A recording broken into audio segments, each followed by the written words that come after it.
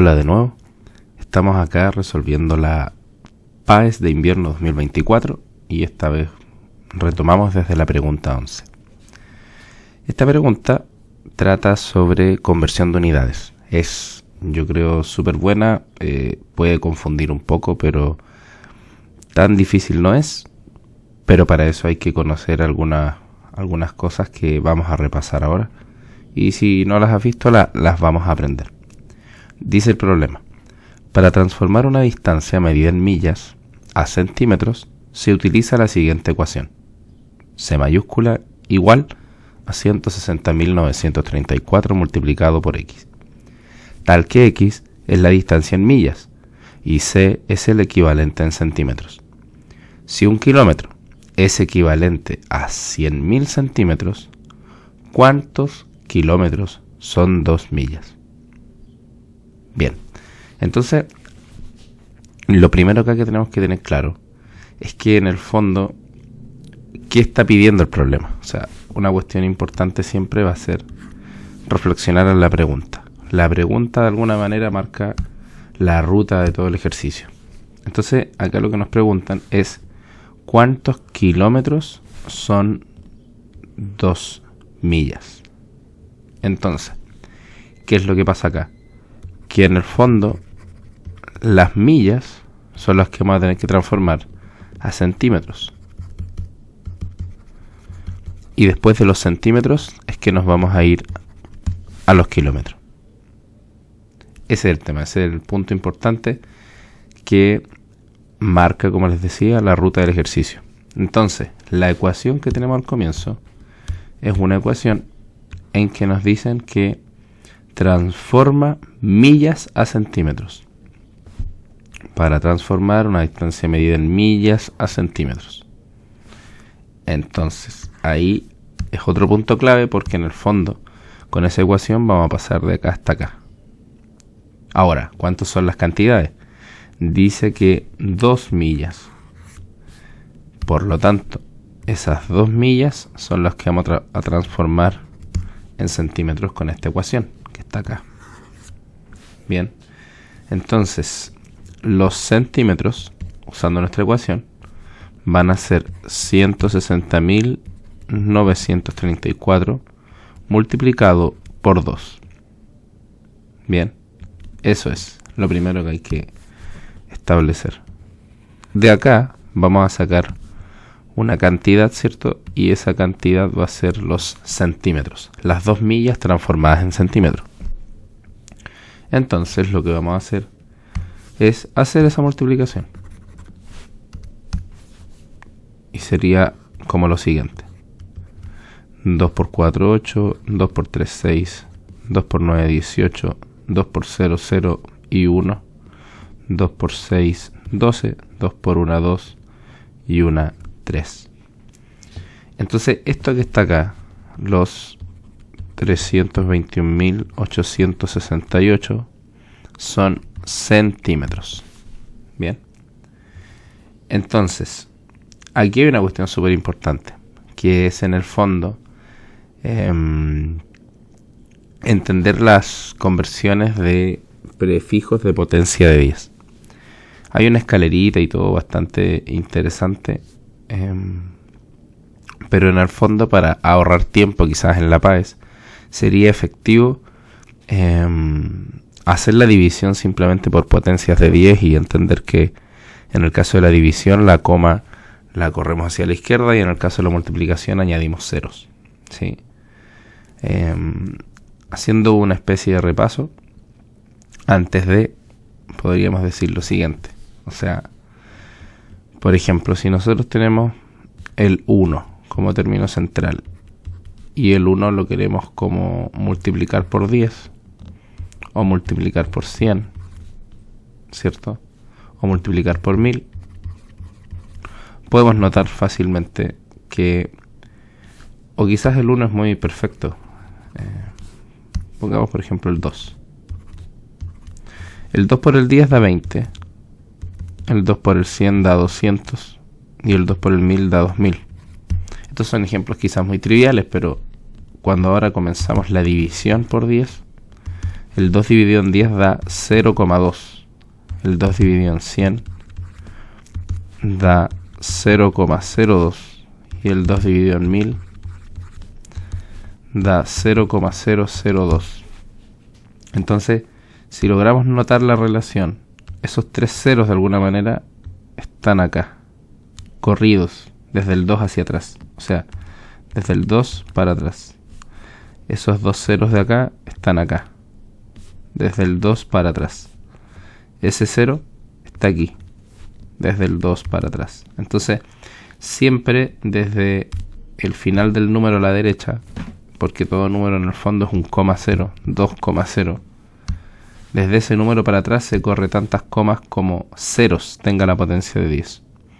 Entonces, por ejemplo, cuando son 3 ceros, 1, 2, 3, coma, 0. Entonces, eso sería 0,002 y ese 0 se elimina. De ahí viene el término. Ya, entonces, ¿para qué decimos todo eso? Porque en el fondo vamos ahora con lo que es la conversión. Bien. Y acá vamos a aprovechar el tiro de utilizar quizás la regla de 3 o la proporción.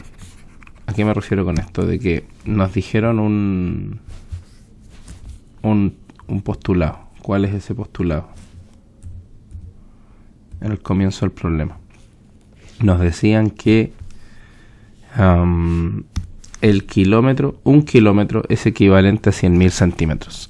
Si un kilómetro es equivalente a 100.000 centímetros, ahí vamos a tener un buen dato, porque si un kilómetro son 100.000 centímetros, ahora puedo hacer una relación. Yo quiero saber 321.868 centímetros, ¿cuántos kilómetros son? Esto es lo que se conoce clásicamente como la regla de 3. ¿Por qué regla de 3? Porque en el fondo tengo 4 términos: un kilómetro, X, 100.000 centímetros y 321.868 centímetros. Y de estos 4 términos conozco solo 3. 3 términos. Entonces, ¿cómo se soluciona esto? La verdad es que siempre se traspasa, es un paso adicional, pero para que se entienda. Esto se traspasa a una proporción. Una proporción es una igualdad de dos fracciones. Entonces, ¿qué termina ocurriendo acá? Que queda algo como lo siguiente. Bien. Entonces aquí ocurre algo. Las unidades de medida se tratan como si fueran números, ¿sí? Entonces, en el fondo, esto que está acá es como si fuera una letra en álgebra. Entonces esto lo podemos simplificar. Y tiene mucho sentido que lo simplifiquemos, porque finalmente lo que queremos es transformar los centímetros a kilómetros. Queremos decir, si un kilómetro son 100.000 centímetros, ¿cuántos kilómetros? X son 321.868 centímetros. Entonces, una vez construida esta proporción de acá, tenemos que ver cómo despejar X. Y X en las proporciones, por ejemplo, cuando nosotros tenemos A es a X como, o más que X, usemos un término más puras letras. Si A es a B como C es a D, y nos preguntan, ¿cuánto vale B? Bueno, B vale A por D dividido en C. Ese es el valor, ¿sí? Así se resuelve. Y esto en el fondo, ¿de dónde viene? De que si yo tomo esta expresión de acá, yo puedo invertir las fracciones. Puedo decir que B partido en A es igual a D partido en C, ¿sí? O sea, simplemente invertí esto así. Una vez teniendo esa inversión, puedo multiplicar en esta ecuación por A, todas las cosas. O sea, B partido por A es igual a D partido C por A. ¿Qué va a ocurrir aquí? Que el A en este caso se simplifica, y lo que va a ocurrir es que va a quedar B en el lado izquierdo, y en este lado de acá va a quedar D partido C por A dividido 1, y eso se multiplica para el lado. Entonces esto finalmente va a quedar D por A y C por 1. D por A nuevamente y C por 1C. Entonces, como podemos notar, llegamos a la misma expresión, solo que invertida la multiplicación. O sea, B es A por D partido C, o D por A partido C. Bien, esa es la explicación de por qué es así. Y como usamos letras, acabamos de encontrar una expresión genérica. Entonces, ¿qué significa que sea genérica? Que nos va a servir para cualquier ejemplo. Entonces, si yo quiero despejar una incógnita, tengo que multiplicar la diagonal conocida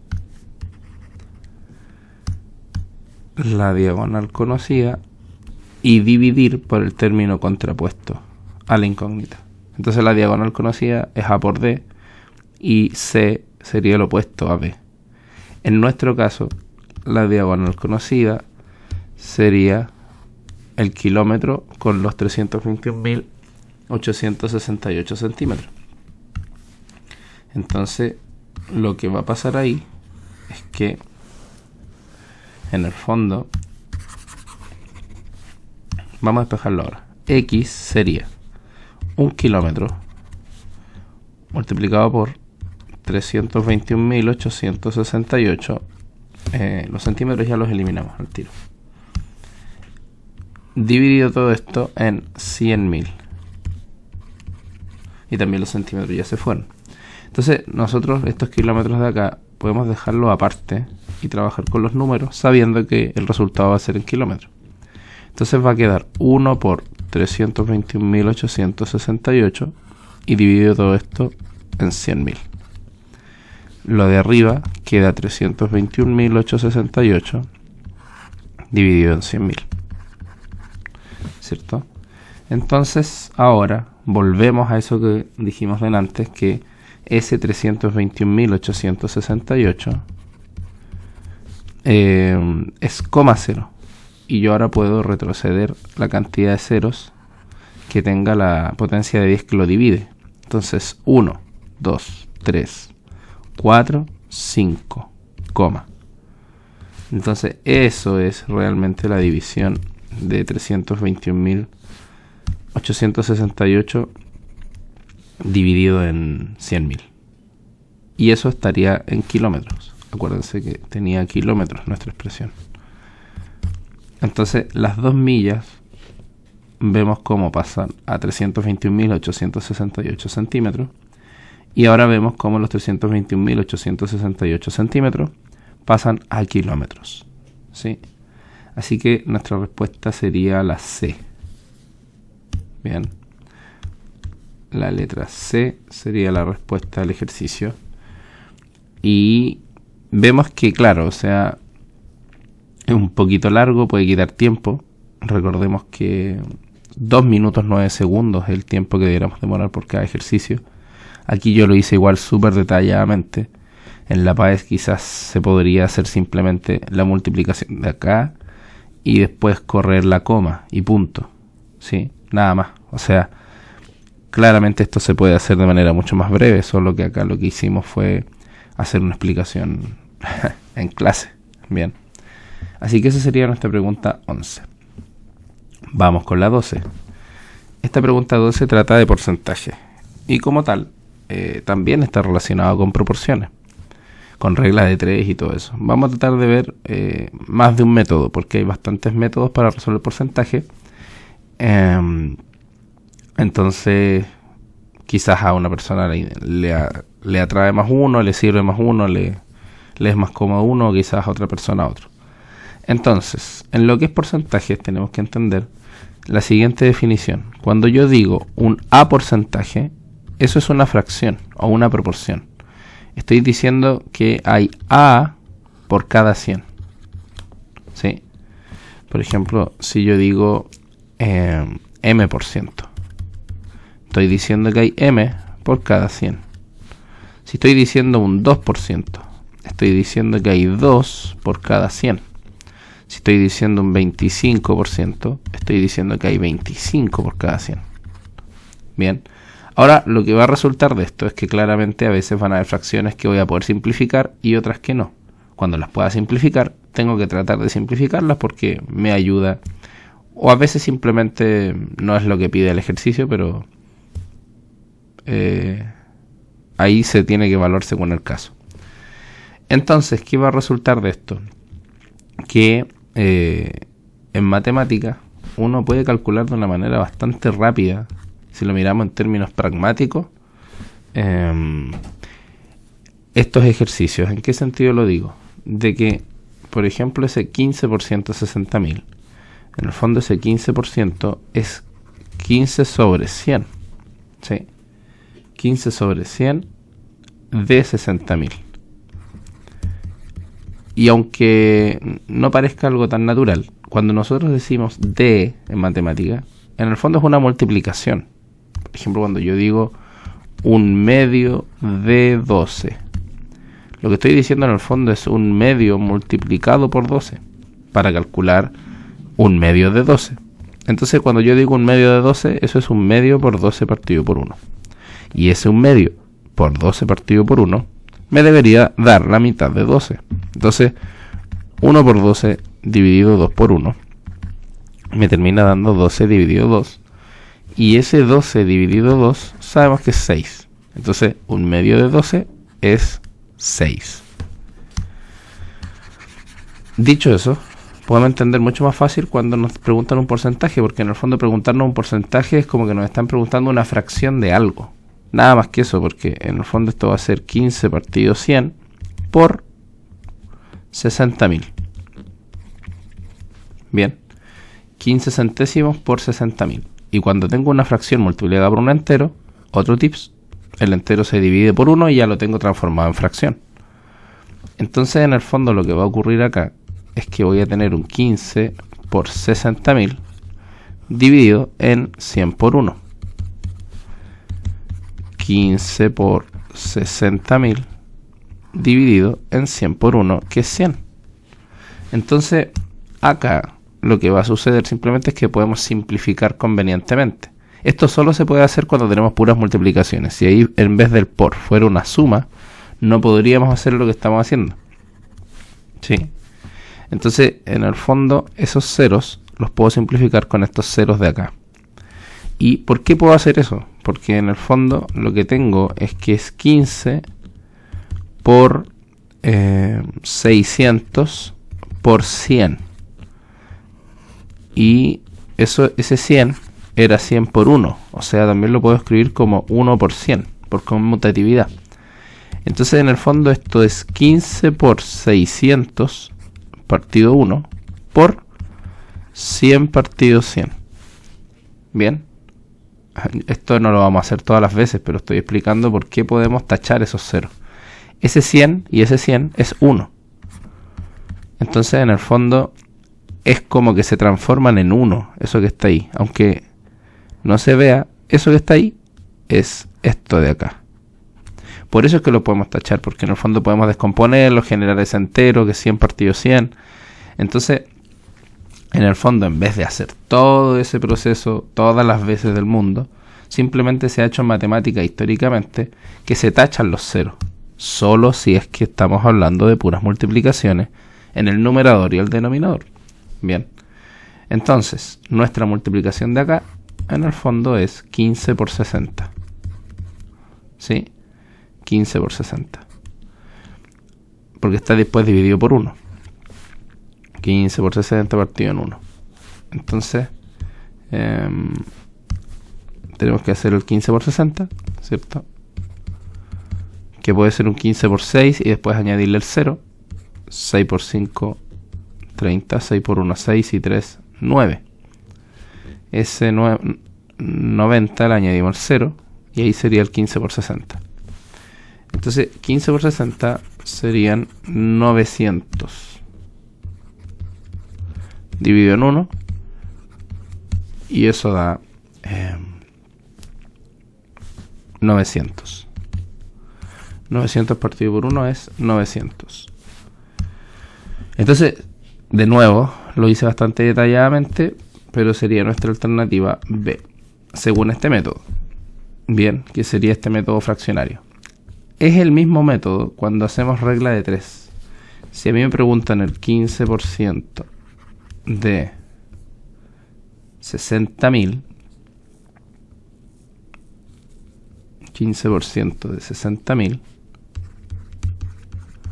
puedo hacer regla de 3. Entonces, en la regla de 3 decimos 60.000 es el 100%. Yo quiero saber cuánto es el 15%. Bien, 60.000 es el 100%. ¿Cuánto es el 15%? Entonces, en este caso, volviendo a lo de la regla de 3 y no haciendo la proporción, X sería 60.000 por 100 dividido 15. No, disculpen. 60.000 por 15 dividido 100. ¿Por qué? Por lo que habíamos dicho adelante, de que si yo tengo un término, yo puedo multiplicar la diagonal conocida y dividir por el término opuesto a la incógnita. En este caso nos queda exactamente la misma expresión que arriba, tacho ceros, y me queda 600 por 15. 600, claro, y en este había dicho 60 por 15. Entonces, quizá alguien ya lo notó antes, era 600, y acá en el fondo me faltó el 600. Entonces en la multiplicación era un 0 más, entonces era 9.000. Bien, ahí sí. Entonces en este segundo método tenemos 600 por 15 y volvemos al 9.000. Bien, ese sería con la regla de 3. Ahora es lo que se llama el tanteo, que sería otro método, que hay mucha gente que lo usa, que le es más fácil, que es hacer como divisiones del 100%. Me explico. 60.000 es el 100%. Si 60.000 es el 100%, vamos a encontrar lo siguiente, que el 10% es sacar un 0 de acá, o sea, 6.000. Y si 10% es 6.000, 5% es 3.000. Obviamente, porque es la mitad del 10%. Si 10% es 6.000, el 5% es 3.000. Por lo tanto, si tengo el 10% y el 5% sacado por lógica deductiva bastante sencilla, o sea, si el 100% es 60.000, el 10% es 6.000. Y si el 10% es 6.000, el 5% es 3.000. Por lo tanto, si yo sumo el 10% y el 5%, tengo que sumar 6.000 más 3.000. Y el 10% más el 5% me da el 15%. Entonces, el 15% es 9.000. Ese es un tercer método, ¿sí? Más allá de del 0 que se me pudo haber ido. En el fondo esas son las 3. Quizás en este se alarga el tema y en el cálculo uno puede hasta a veces cometer errores. Pero yo diría que la regla de 3 es la que sirve en la mayoría de los casos, porque es bastante breve, como para plantear la cuestión, saber qué es lo que uno está calculando. Y el tercer caso, que en el fondo sería el tanteo, que en muchos casos yo diría que es el más conveniente, pero depende de la ocasión. Bien, entonces sería la alternativa D, no la B. Ya, alternativa D, 9.000. Siguiendo con el ejercicio, dice, ejercicio 13. En una tienda se vendieron 20 palitos de goma en un día. Si al día siguiente la cantidad de palitos de goma vendidos aumentó en un 5%, ¿cuántos patitos se vendieron ese día? ¿Sí? Entonces, tenemos 20 patitos de goma en un día, primer día. Algo súper importante es anotar cosas, aunque parezca redundante, a uno le ordena la cabeza para resolver los ejercicios. Primer día, 20 patitos. Y al siguiente día, o sea, al segundo día, dice que se aumentó en un 5%. O sea, los 20 patitos más un 5% de aumento de esos 20 patitos. Entonces, Lo que nosotros nos están preguntando, ¿cuánto se vendió ese día? Bueno, ese día se vendieron 20 patitos más un 5%. Entonces, volvemos a lo mismo. O sea, yo creo que en casos como este, y en la mayoría es bueno, con números pares, que son más o menos bonitos, sin decimales ni cosas, es bueno el tanteo. Usar la técnica del tanteo, que fue la última que vimos delante. O sea, decir, 20 es el 100%, ¿cierto? Si 20 es el 100%, el 10% es 2. Si el 10% es 2, el 5% es 1, ¿cierto? Y ahí está, el 5% es 1. Si el 5% es 1, están diciendo en el fondo que a los 20 patitos se le sumó el 5%, que sería un patito más. Por lo tanto, ese día vendieron 21 patitos. Bien. Esta está bastante sencilla y en el fondo por eso yo diría que el tanteo es la mejor táctica en este caso. Bien. Vamos con la 14. Dice, en la siguiente infografía se presentan los porcentajes de los distintos tipos de agua que hay en la Tierra. Agua salada 97,5, agua dulce 2,5. Un 69,7% de glaciares, 300% de acuíferos y 0,3% de ríos y arroyos. Solo el 0,007% del agua está disponible para el consumo humano. ¿Sí? Y ahí dan la fuente y todo. Dice, ¿cuál de las siguientes afirmaciones es verdadera? ¿Sí? Dice que un 69,7% del agua en el planeta está en los glaciares. ¿Sí? Entonces, a ver, vamos aclarando algunas cosas. Este ejercicio lo que quiere es que uno sepa interpretar datos de tablas. Entonces, por ejemplo, cuando me dicen que el 69,7% del agua en el planeta está en los glaciares, ¿sí? Hay que ver si eso es verdadero o falso. Podemos notar que eso es falso, ¿sí? ¿Por qué? Porque ese porcentaje de los glaciares, el 69,7%, ¿pertenece a qué cosa? Pertenece a al porcentaje del 2,5% de agua dulce, ¿sí? No es el 69,7% del 100%, sino que es el 69,7% del 2%, del 2,5%, ¿sí?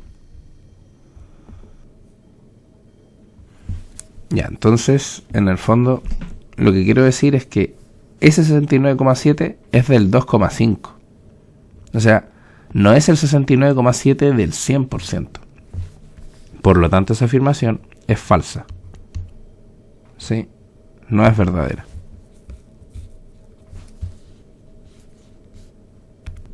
Bien.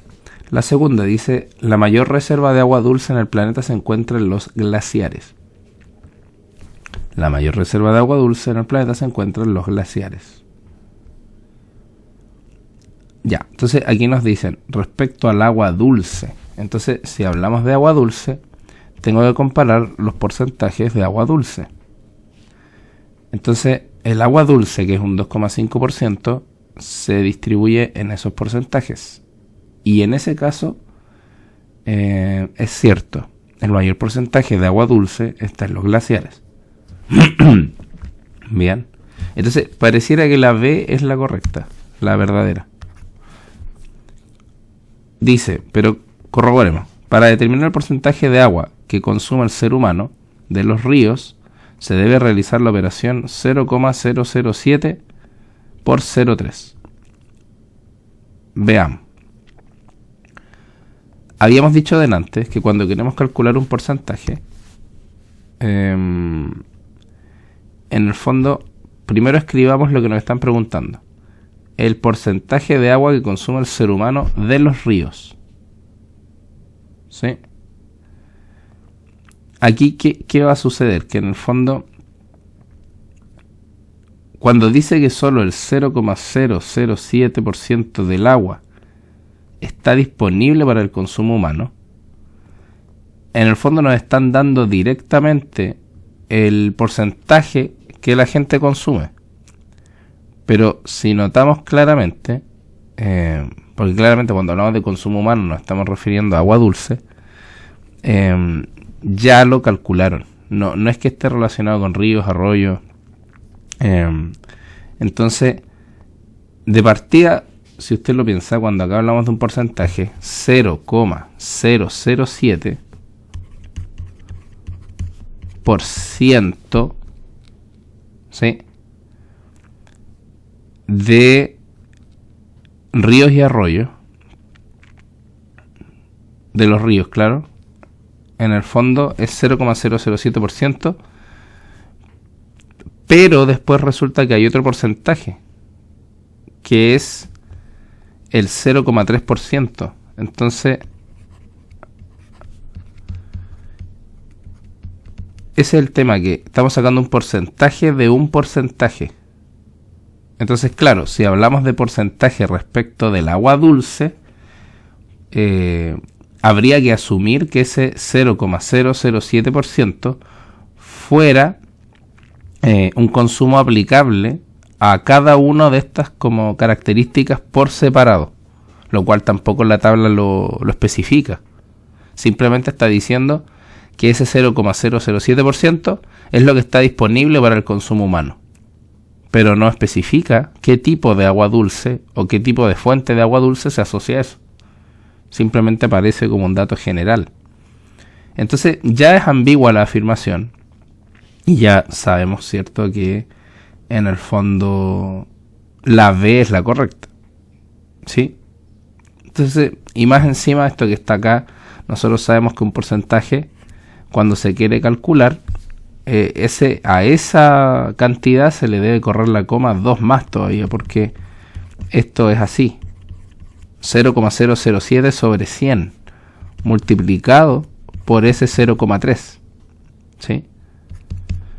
Si en el caso de que esta cantidad estuviera asociada a los ríos, ¿sí? Entonces ahí ya quedamos más a la izquierda todavía, o sea, 0,00007 por 0,3. Entonces ahí ya podemos ver que esa multiplicación es errónea. Vamos con la última. Dice: hay más agua disponible en glaciares y acuíferos en conjunto que agua salada. No lo es así de ninguna manera, eso es falso, porque este 69,7% es de un 2,5%. Entonces, en el fondo, esto quizás parece mucho, pero no. De ninguna manera. Hay más agua disponible en glaciares y acuíferos en conjunto que agua salada. Ahí la trampa, ¿cuál es? Que en el fondo muchos quizás van a pensar y decir: si sumo este con este, me va a dar 99,7. Ese 69,7 más 30 me va a dar 99,7, ¿cierto? Y ese 99,7 supera, ¿cierto?, al 97,5. Ese es como lo que uno podría pensar. Pero este 99,7 es del 2,5 del agua salada, del agua dulce, perdón. Entonces ese 99,7 es casi el 2,5, o sea, sería un 2,2, un 2,3% real de toda el agua. Entonces ese 2, cercano al 2,5 no es ni comparable con el 97,5 de agua salada, ¿sí? Entonces en el fondo ahí está la trampa, que esas sumas, aunque parecen más, pertenecen a un 2,5% de agua dulce solamente. Entonces la D también es falsa. La correcta sería la alternativa B. Vamos a la pregunta 15. Como podemos ver, todas estas preguntas han sido porcentaje. O sea, llevamos 1, 2, 3, 4 preguntas de porcentaje. Y la siguiente también. Yo creo que vamos a quedar hasta acá, hasta la 15. Dice: de acuerdo con un estudio del Instituto Nacional de Estadística, el porcentaje de personas de 60 años o más que vive en Chile respecto a la población total ha ido aumentando progresivamente en las últimas décadas. O sea que en el fondo la población se ha envejecido.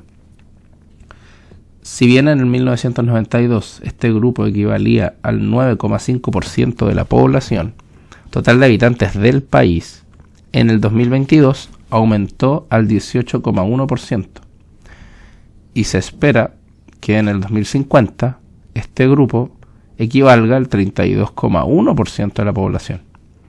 Según los datos entregados por el INE, ¿en cuántos puntos porcentuales se estima que aumentará la población de 60 años o más del 2022 al 2050? ¿Sí? Se ve extenso, eso puede preocupar en algún sentido, estresar en la prueba, pero hay que ir por partes. Bien. Entonces, acá nos hablan de una estimación. Entonces, igual ahí van a haber decimales, quizás hay aproximaciones. Pero el tema es el siguiente. Tenemos que ir por años. Por ejemplo, en el 1992. En el 1992 teníamos un 9,5% de la población. ¿Sí? Que en el fondo tenía 60 años o más. En el 2022 eso aumentó al 18,1%. Y se espera que en el 2050 equivalga al 32,1% de la población. ¿Sí? Entonces, según los datos del INE, ¿en cuántos puntos porcentuales se estima que aumentará la población de 60 años o más del 2022 al 2050? ¿Sí? Entonces, comparativamente, en el fondo lo que tenemos acá es que en el 2022 están 18,1 y en el 2050 se estima un 32,1. ¿Sí? Se espera. Y en ese se espera es donde aparece el concepto de estimación. ¿Sí? Por lo tanto, la variación, esos puntos porcentuales en que se estima que aumente la población de 60 años o más del 2022 al 2050, en el fondo son estos 14 puntos. 14 puntos exactos, porque en el fondo al 18,1 basta sumarle 14 puntos y aparece el 32,1. Quizás acá lo que quieren es que nosotros repasemos restas de decimales. 32,1 menos 18,1. 1 y 1, 0. 12 menos 8, 4. 2 menos 1, 1. 14,0. Esos 14 puntos porcentuales. Bien. Así que yo creo que por ahora podemos dejar hasta acá y después vamos a subir otra más, pero aquí ya tenemos hartas preguntas de porcentaje, bastante interesantes, y espero que sirvan. Hemos visto proporciones, hemos visto análisis de tablas, hemos visto método de tanteo. La siguiente ya es sobre el IPC, pero eso ya lo podemos ver después, vamos a verlo en un siguiente video. Después comienzan potencias. Pero hasta acá yo creo el video está bastante largo, así que espero que les sirva y nos vemos en un siguiente video.